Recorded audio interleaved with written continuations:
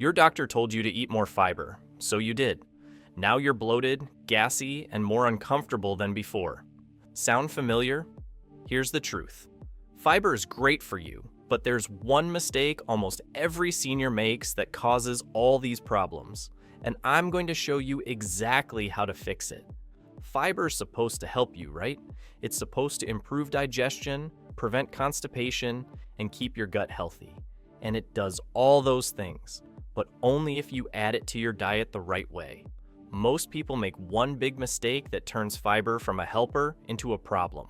And once you understand what that mistake is, you can get all the benefits of fiber without any of the uncomfortable side effects.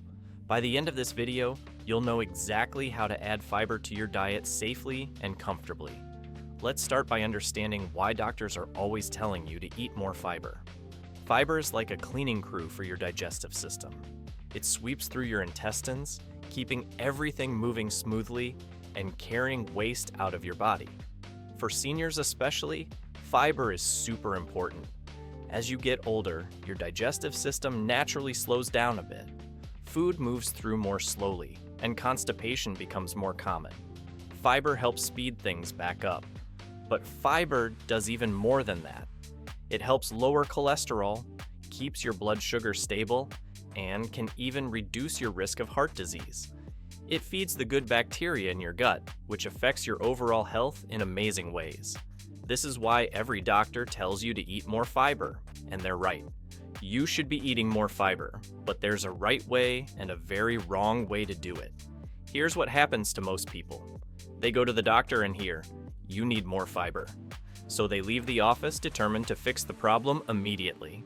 They buy high-fiber cereal, switch to whole wheat bread, start eating beans every day, and add a fiber supplement, all at once, all in the same week. And then, total disaster. Within a few days, they're bloated like a balloon. They have gas that won't stop, their stomach cramps and gurgles. They feel worse than before they started eating fiber. So what do? They stop eating fiber completely and go back to their old diet. They think, fiber doesn't work for me, or my body can't handle fiber. But that's not true. The problem isn't fiber itself. The problem is adding too much too fast. Think of it like this. If you never exercise and then suddenly run a marathon, your body would be in shock. Your muscles would be screaming. It's the same with fiber. Your digestive system needs time to adjust. Your gut bacteria, the tiny organisms living in your intestines, need to adapt to processing more fiber. If you overwhelm them all at once, they produce extra gas as they try to break down all that fiber. That gas is what causes the bloating and discomfort. But that's not the only mistake people make. Fiber works like a sponge. It absorbs water as it moves through your digestive system. This is actually how it helps keep you regular and prevents constipation. But here's the problem. If you eat a lot of fiber without drinking enough water, that fiber can't do its job properly. Instead of moving smoothly through your intestines, it gets stuck. It actually makes constipation worse instead of better. Imagine trying to push dry clay through a pipe. It's going to get clogged, right? But if you add water to that clay, it becomes soft and flows easily. Fiber is the same way. When you increase your fiber intake, you must also increase your water intake. A good rule is to drink at least 8 glasses of water throughout the day, especially if you're eating more fiber-rich foods. And there's one more thing you need to know about fiber that most people don't understand. Not all fiber is the same. There are actually 2 types, and they work differently in your body. Soluble fiber dissolves in water and forms a gel-like substance in your stomach. This type is gentler on your digestive system and usually causes less gas. Foods with soluble fiber include oatmeal, apples, carrots, and beans. Insoluble fiber doesn't dissolve in water. It stays rough and bulky as it moves through your intestines. This is the fiber that really gets things moving, but it's also more likely to cause gas and bloating if you add too much too fast. Foods with insoluble fiber include whole wheat, brown rice, and most vegetables. You need both types of fiber for good health.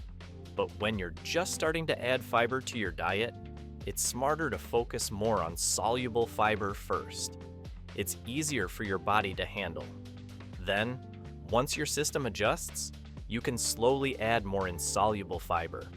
So how do you actually add fiber the right way? Let me show you the method that works. Here's the secret to adding fiber without discomfort. Start small and go slow. Right now, most Americans eat about 10 to 15 grams of fiber per day. The recommendation for seniors is 21 grams for women and 30 grams for men. That's a big jump, but you can't make that jump overnight. Instead, add just 5 grams of fiber at a time. Maybe you add a half cup of oatmeal to your breakfast. That's about 4 grams of fiber right there. Eat that for a full week. Let your body adjust. If you feel fine after a week with no bloating or gas, add another 5 grams. Maybe you switch from white bread to whole wheat bread for your lunch sandwich. Another week goes by. Keep doing this, adding small amounts every week or two until you reach your fiber goal. Yes, this might take a month or two, but you'll get there comfortably without any of the awful side effects. Your gut bacteria will have time to multiply and adjust to the extra fiber. They'll get better at breaking it down without producing so much gas, and you'll feel great instead of miserable. Now let me tell you which foods are the best to start with. When you're first adding fiber, start with foods that are easy on your stomach. Oatmeal is perfect because it's high in soluble fiber and very gentle. A bowl of oatmeal with some sliced banana gives you a great fiber boost without causing problems. Sweet potatoes are another excellent choice. They're soft, easy to digest, and packed with fiber. Baked or mashed sweet potatoes are perfect for seniors. Cooked carrots are gentler than raw ones and still provide good fiber. Applesauce gives you fiber without the rough texture of raw apples. Once your body adjusts to these gentle sources, you can slowly add foods that are higher in insoluble fiber. Whole grain bread, brown rice, and beans are all great, but they need to be added gradually. Speaking of beans, here's a trick. If you cook dried beans yourself, soak them overnight and throw away the soaking water before cooking. This removes some of the compounds that cause gas. Canned beans that have been rinsed also work well. And here's another secret most people don't know about. Timing matters. Don't eat all your fiber in one meal.